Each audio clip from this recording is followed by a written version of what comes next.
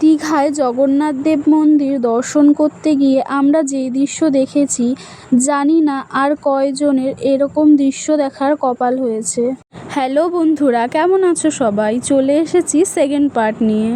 আমরা জগন্নাথ মন্দিরে যাওয়ার জন্য টোটোতে উঠে গেছিলাম। তো সেখান থেকে নেমে জগন্নাথ মন্দিরে ঢুকতেই প্রথমেই আমাদের চোখে পড়ে গেল রাধাকৃষ্ণের নৌকা বিহার। এত কাছ থেকে রাধাকৃষ্ণের এরকম নৌকা বিহার দেখে মনটা তো একদম খুশি হয়ে গেছিল।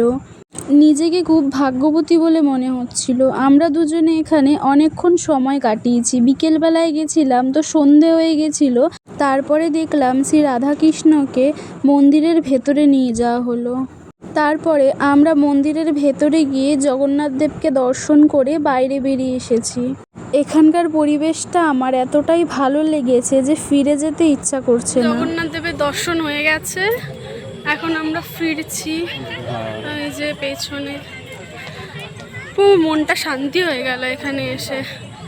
কেমন যেন এখানে থাকতে আরো বেশি মন চাইছিল, কিন্তু হ্যাঁ, সবাইকে যদি নিয়ে আসতাম তাহলে এখানে আজকে পুরো সন্ধ্যাটা কাটিয়ে যেতে পারতাম। আজকের মতো এই পর্যন্তই। দেখা হচ্ছে পরের একটা ভিডিও নিয়ে। টাটা।